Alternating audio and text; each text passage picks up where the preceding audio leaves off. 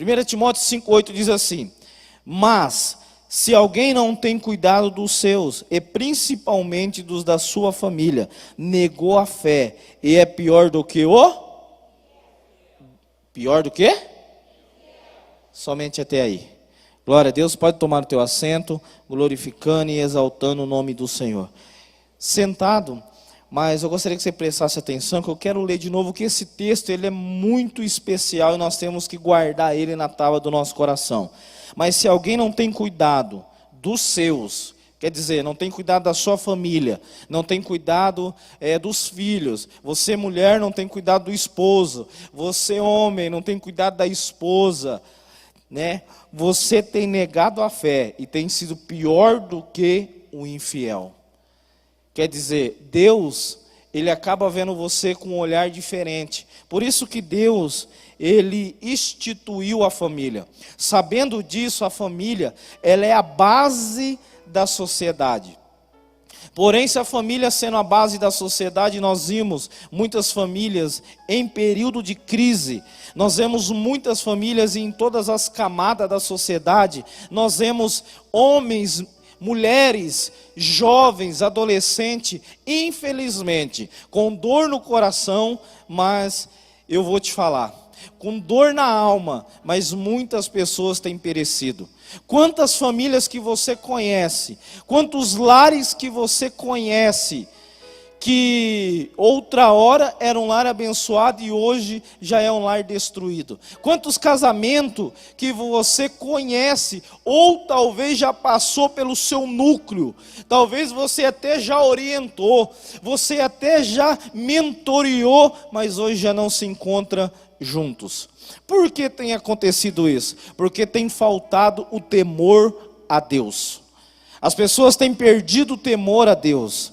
E os lares têm sido destruídos por falta de união. Diga, falta de união.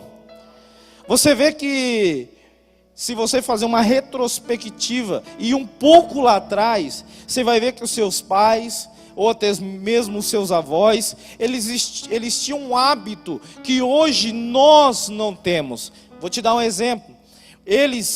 Antigamente eles conversavam, eles tinham um momento para conversar, não era a linguagem que nós temos hoje, uma linguagem de Cristo, uma linguagem do céu, mas os nossos antepassados, pode observar que eles tinham aquele momento. Lembra no final de ano, reunia toda a família, família de longe, família de perto, e fazia aquele banquete com toda a família. Não sei se era assim com você, mas comigo era assim.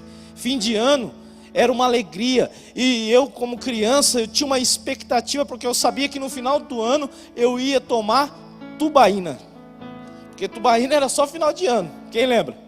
Era só final de ano. Aí meu pai ia lá com a minha mãe, a gente morava na fazenda, e ia lá na cidade, comprava aquele engradado de tubaína, e eu louco para tomar.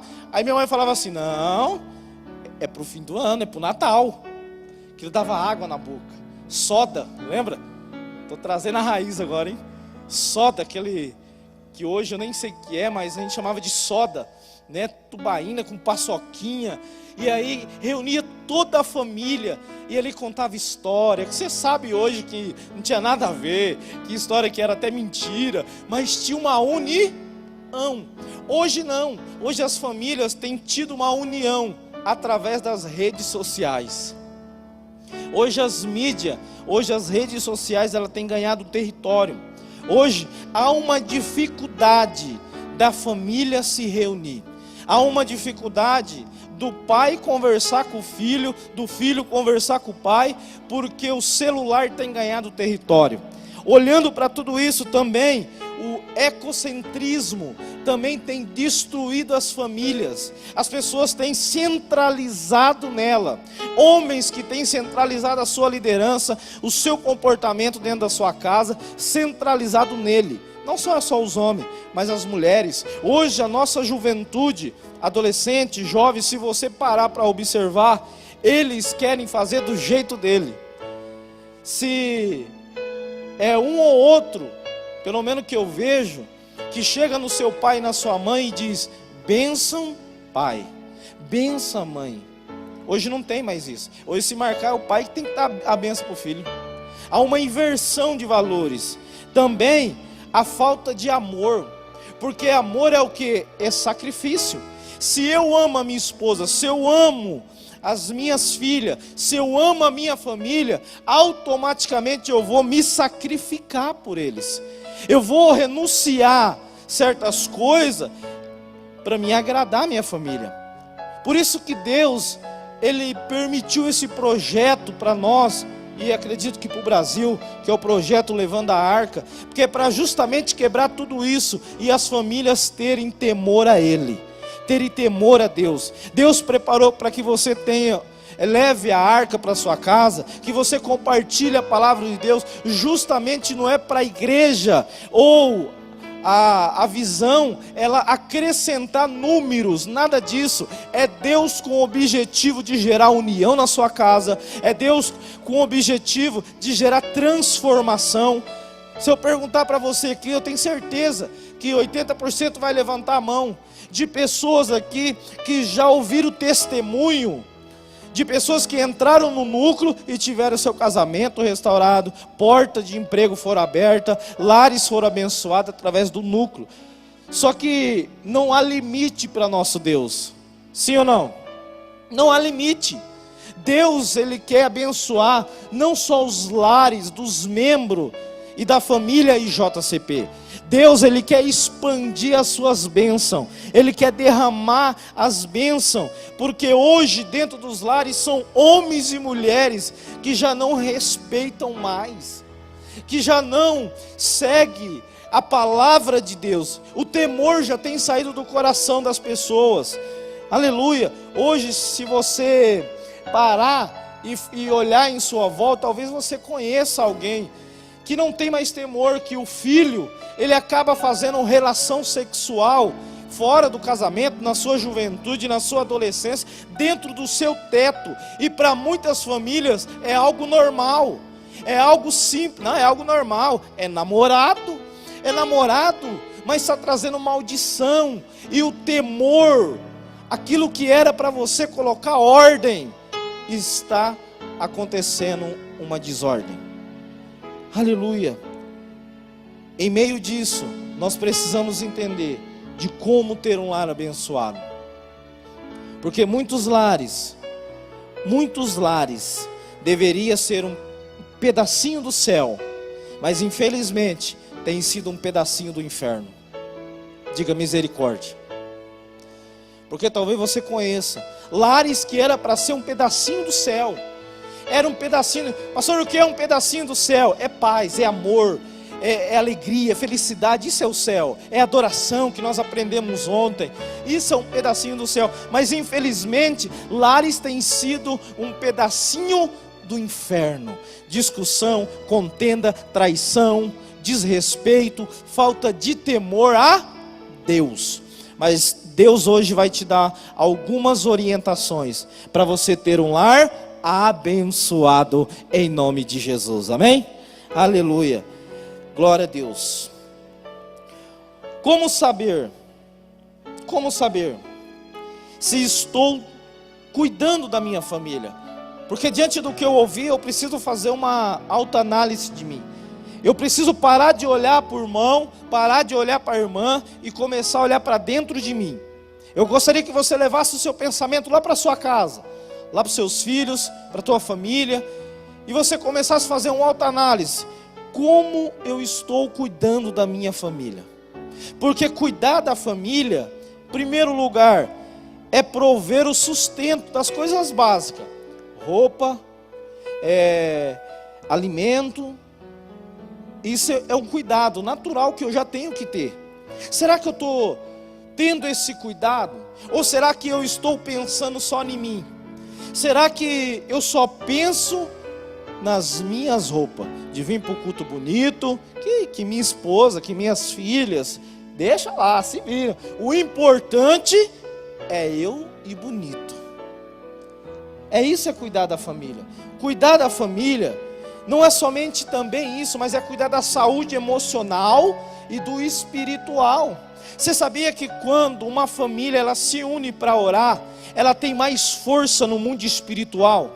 Quando uma família ela se reúne pelo menos uma vez por semana, para orar, ela tem força, e no mundo espiritual, de vencer batalha, de vencer as guerras. Agora, o que não pode é você entrar numa porto e só você orar naquela casa. Só quando não é você, a sua esposa. Ah, pastor, eu já vou para a igreja, eu já ouço a palavra, para mim já é o suficiente. Para você, é o que você acha.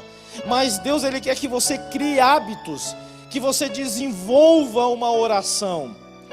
Lá no Levando a Arca, quarta-feira, você vai fazer isso. Você vai reunir sua família, você vai ler uma palavra, o estudo, que é esse que eu estou ministrando para você, você vai ler. Você não vai ter trabalho nenhum, e aí você vai fazer uma oração.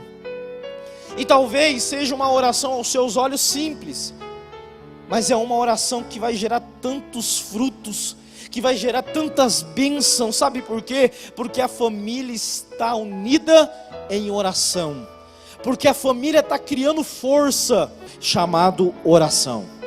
Sua família precisa estar blindada, sua família precisa estar protegida, e você precisa desenvolver esse hábito da oração. Pastor, mas a minha esposa, ela é tímida, ela não gosta de orar, ou talvez é o contrário, o camarada que é tímido, mas mesmo assim, joelho. Deixa eu abrir um parênteses aqui.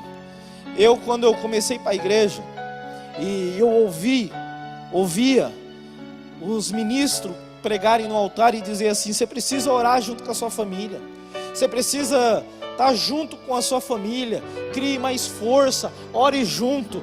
E aí eu falei para Simone, Simone, nós precisamos orar junto, vamos orar. Só que eu tinha vergonha dela e ela vergonha de mim. Então qual que era a nossa oração? Os dois dobrar o joelho um do lado do outro e ficar um silêncio. Nós começamos a orar em espírito e em verdade, porque os dois tinham vergonha de orar um do lado do outro, mas a gente estava lá dobrado o joelho e orando em espírito. E eu acredito que Deus foi dando para nós graça. E aí o tempo foi passando, e aí um já foi aumentando a voz, né? Aí o outro falou: eu não vou ficar para trás não. Aí aumentou a voz, e hoje, para a glória de Deus, nós oramos junto. Então, por que eu estou dizendo isso? Fecho parênteses. Para que você entenda que talvez não vai ser de um dia para o outro. Talvez o núcleo, ou Levando a Arca de quarta-feira, você já vai querer reunir todo mundo da sua casa e já orar. Talvez não vai ser assim. Talvez você precisa construir um hábito.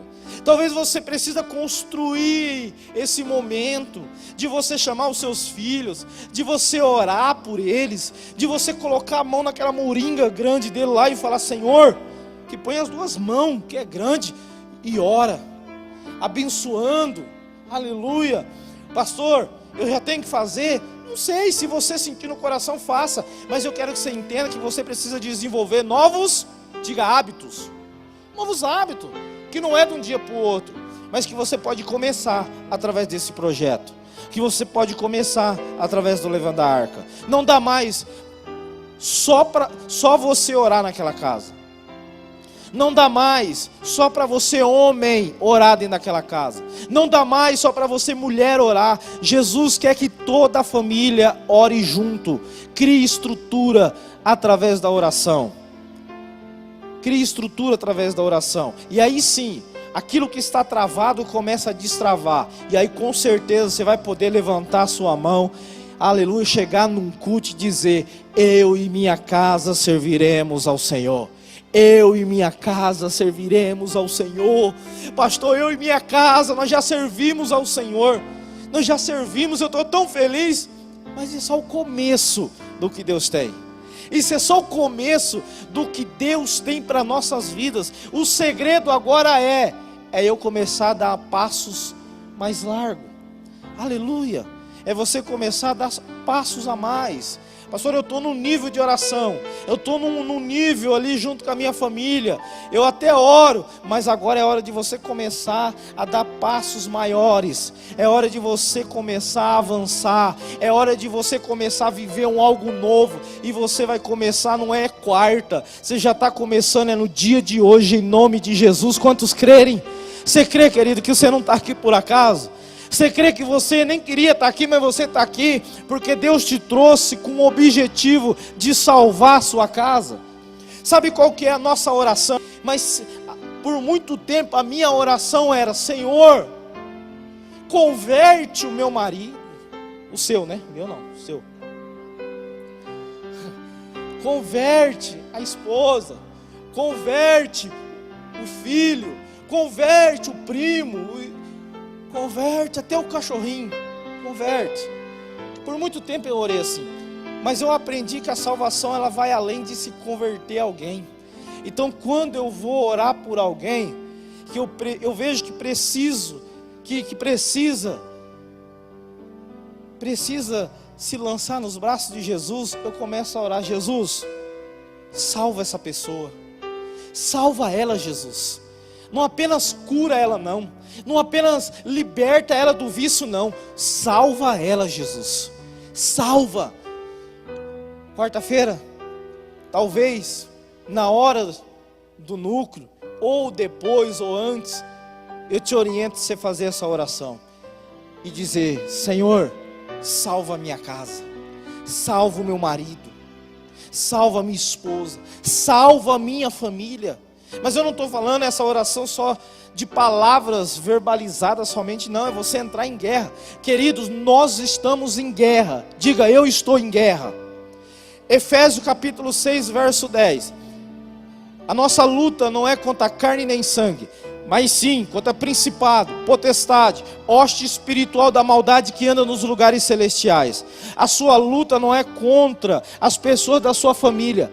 A sua luta é contra o mal que tem bloqueado, o mal que tem travado o avanço da sua casa. Por isso que Deus colocou culto da família, porque Jesus quer salvar famílias.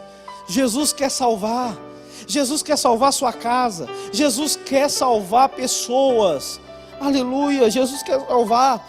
Pastor, mas como que eu devo começar? Qual é os passos que eu tenho que desenvolver para que minha casa seja salva?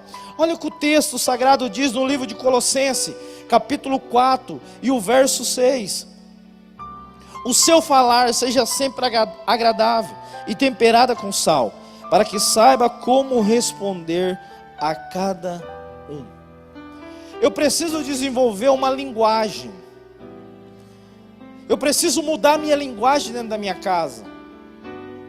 Claro que aqui não tem, mas quantas mulheres que você conhece, homem, que ela só grita? Você vai falar com ela, é só grito. A vizinhança já sabe.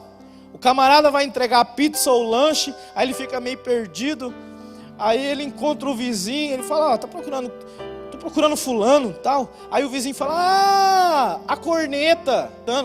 O que é para ela ter um equilíbrio em suas palavras, ser palavras agradáveis, temperada no sal, se torna só grito. Homens também, que não é só as mulheres, homens também, que quando vai falar é só na ignorância. É só na ignorância. E querido, palavra dói mais do que um tapa.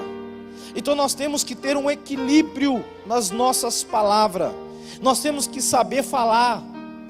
Depois que essa palavra ela penetrar e ela começar a ganhar território dentro do coração, é um grande perigo e um risco para uma família ser destruída. Então comece hoje a pensar antes de falar. Porque o ser humano ele tem isso com ele fala, depois ele pensa. Quantas vezes você falou, e aí na hora que você falou, não era para falar. Eu sei que isso aí vai gerar problema para mim, porque não era para mim falar. Eu mesmo, não era para mim ter falado. Não era. Então por quê? Porque nós falamos, depois pensamos. Então vamos inverter isso aí hoje. Vamos pensar para depois falar. Amém, igreja? Para mim ter um lar abençoado, eu já disse que nós temos que mudar a nossa linguagem. E existe alguns tipos de linguagem. Eu quero compartilhar 5 linguagens que nós chamamos de linguagem do amor. Porque família abençoada precisa ter amor. A base é o amor. porque o amor é que vai fazer uma família crescer em todas as áreas. Então eu preciso desenvolver o amor comigo, o amor na minha casa, o amor aonde eu for, ele é a base. A Bíblia diz que Deus é amor. Deus é amor. Então nós temos que trazer esse amor divino para dentro do meu lar. Mas como? Porque cada um tem uma linguagem, cada um tem uma forma de se comunicar.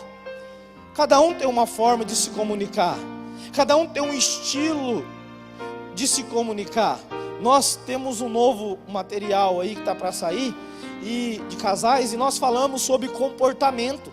Você sabia que tem um comportamento agressivo, comportamento pacífico, com o comportamento passivo-agressivo, entre outros comportamentos?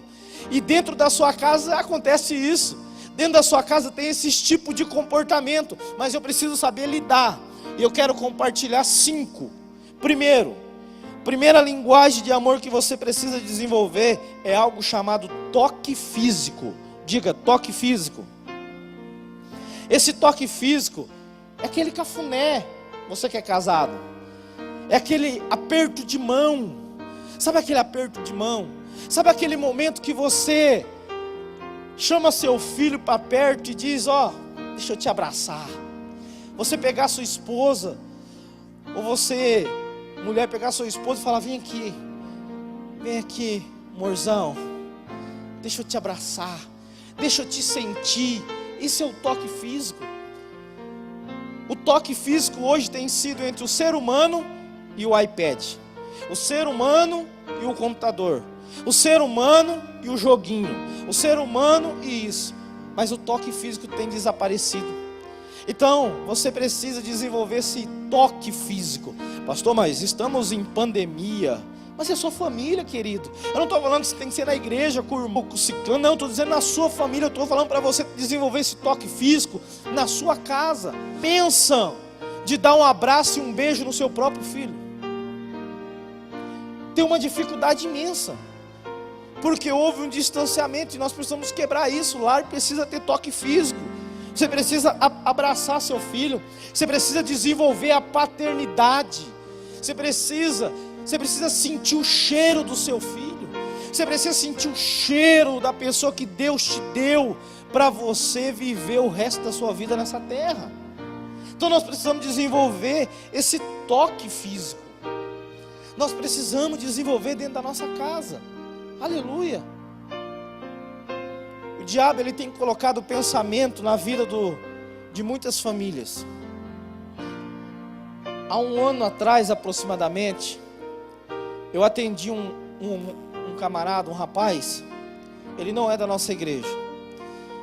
E eu levei ele para a sala, conversando com ele no gabinete. Ele falou assim: pastor, eu estou sofrendo demais com o meu filho e com a minha filha. Mas é mais com a minha filha. Eu estou sofrendo demais.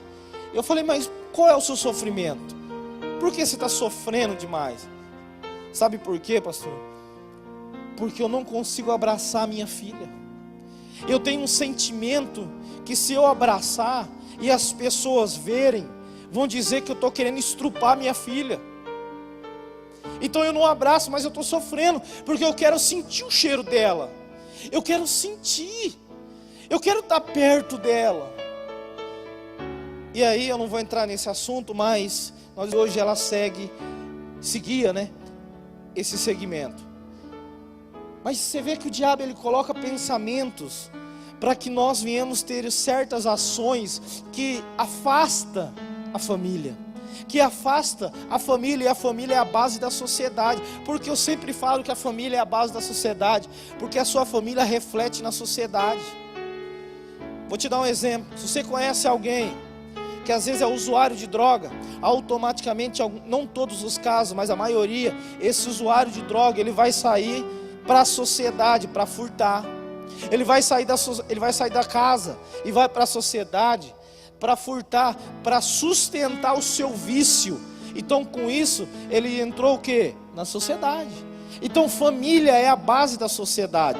Mas nós, como homem, servo de Deus, você como mulher de Deus, você precisa começar, não é quarta-feira, não é terça, é começar hoje, é sair desse culto e chamar seu filho e dar um abraço nele, e você falar, eu te amo, é você pegar a sua família hoje, fazer uma oração junto, aleluia, você desenvolver esse toque físico. Essa é a primeira linguagem do amor que nós temos que desenvolver dentro da nossa casa. Segunda linguagem de amor são palavras de afirmação. Pastor, o que é palavra de afirmação? É praticamente o que eu já falei. É você expressar as suas palavras. É você olhar para as pessoas da sua casa e dizer: amo muito você, eu te amo. É você olhar para essa pessoa que mora com você e dizer: você me faz feliz, você é muito importante para mim. É você desenvolver essas palavras de afirmação. É você parar de acusar. É você parar de lançar palavras negativas e começar a desenvolver palavras de afirmação, palavras de elogio. Querido, há pessoas, elas têm as suas falhas, elas têm os seus defeitos, elas têm as suas negatividade, nem sei se a palavra é essa, mas todo mundo tem. Mas todo ser humano também tem o seu lado positivo e suas qualidades. E nós temos que potencializar a qualidade. Nós temos que... Mas o que eu quero que você... Tem que lavar certo. É um prato, é um copo que nós usamos para o alimento. Mas ela sempre ia lançando palavras de afirmação. Ia pular lá para tempo de qualidade. Palavra de afirmação. Palavra de afirmação. Ela sempre me dava palavra. E aí eu descobri que eu não fazia nada certo. Mas ela dava palavra de afirmação. Pastor, o que tem a ver isso com o núcleo? O que tem a ver isso com levando a arca? Porque talvez pessoas lá, elas vão te ajudar a levar água. Talvez alguém vai fazer uma recepção. Talvez alguém não levando a arca vai querer fazer uma oração. E aí você vai perceber que talvez essa pessoa vai fazer tudo errado. Vai fazer tudo errado. Quando eu tinha núcleo na minha casa, e eu fazia uma oração, e teve um dia que um irmão, ele falou assim: pastor, deixa eu ir, obrigado por esse momento, por esse estudo e tal. Aí a hora que ele acabou o estudo, quase que eu fui junto. Aí eu falei: tá amarrado, em nome de Jesus. Quase que eu fui junto. Mas eu vi ali que não era para ele ter feito, mas ele fez tal. E depois nós fomos ajudando ele a tirar o... Uau! Nós ajudamos ele. Mas o que eu quero que você entenda é que às vezes nós cobramos muito dentro da nossa casa e esquecemos de lançar palavras que podem ajudar. Nós temos que desenvolver palavras de afirmação. E eu vou acelerando aqui, porque você precisa tomar ceia ainda. Terceira linguagem do amor o tempo de qualidade. O tempo de qualidade é você se dedicar à sua família sem a interferência externa. É você se dedicar à sua família. Lembra lá atrás, antes de você conhecer Jesus, todo churrasco seu, você reunia, parece que é todos seus amigos. Você fazia o churrasco, ou ia fazer uma confraternização, e chamava fulano, e chamava ciclano, e aquela casa cheia, e no final acabava tudo em briga. Pelo menos um ali discutia. Nível de confraternização. Porque hoje todas as suas confraternizações familiares, talvez você convida fulano, ciclano, né? E quando você vai convidar alguém, de cara você já fala: preciso chamar aquele fulano lá. Aquele cara é tão engraçado. Ele traz uma alegria para nós. Vou ter que chamar ele. Em compensação, por outro lado, você fala: vou chamar aquele outro não. O cara é mó xarope. Parece que é o capiroto. Deixa ele para lá, vou chamar ele não. Nem vou falar. Não é assim? Mas aí nós esquecemos do nosso tempo de qualidade com a nossa família. De você reunir a sua casa e fazer uma confraternização. Só você. Pastor, mas é eu e minha esposa, é eu e minha esposa. Eu acho que foi domingo passado que eu falei, que eu cheguei e o pastor falou assim: como que está o seu tempo de qualidade com a sua família? Eu falei: tá 10, tempo de qualidade tá top. E aí ele falou assim: e o tempo de qualidade com as suas filhas? Eu falei: tá, eu converso com elas. Aí aquele religioso, sabe? Eu venho para a igreja com as minhas filhas, eu volto para casa, levo para a escola. Aí ele falou: tudo errado, tudo errado. Você precisa ter tempo de qualidade. Qual foi o momento que você saiu com as suas filhas, só você e ela? Qual foi o momento que você sentou só com ela? Porque nós temos esse, eu tinha esse hábito, aonde eu vou, eu quero levar a galera toda. Eu quero levar as crianças, né? Talvez você está pensando: não, pastor, não dá, porque eu tenho moto e tenho 12 filhos, como que eu vou levar tudo? É que nem Jacó, né? Mas o que eu quero que você entenda é que você precisa desenvolver esse tempo de qualidade. É você sentar, o que quer passar para ele, é você entender o que a sua esposa quer passar. Aleluia. O seu filho, se ele olhar para você, você já sabe o que ele quer? Só no olhar. A sua casa, um olhar, você já sabe o que ele quer ou não? Pastor, eu não. Primeiro que meu filho é meio zaroi, como que eu vou identificar? É um oquildo para cá. Não tem nada a ver com isso. Tem a ver com conhecimento. Tem a ver que você precisa desenvolver um tempo de qualidade. Tem a ver que você precisa sair um pouco e ter esse tempo de qualidade. De você pegar seu filho e brincar com ele. De você pegar a sua esposa e seu esposo e ter um momento. Uma vez por mês, eu pego as minhas filhas, deixo na minha mãe ou na minha sogra. Pego a Simone e falo assim: é hoje, dia do love. E às vezes não rola nada, viu? É só para dar um tchan.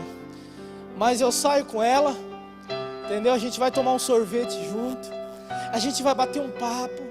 Aí o diabo, ele coloca na cabeça de muitas famílias o seguinte: você precisa de dinheiro para ir sair da sua casa. De repente é você ir para uma praça e ali você conversar, você ter um momento a sós, você ter um tempo de qualidade. Você precisa desenvolver esse tempo de qualidade. Qual tem sido o tempo que você tem tido com seus filhos, com a sua família? Você precisa disso. Quarta coisa é o ato de serviço. Querido, antigamente, o homem trabalhava, saía cedo para trabalhar pelo sustento da casa, para batalhar, lutar pelo pão de cada dia. E a mulher, ela ficava em casa, cuidando dos filhos, que não era pouco, era muitos filhos. Naquela época não tinha televisão, então era que nem coelho. Então as mulheres cuidavam dos filhos, zelavam da casa, não é assim?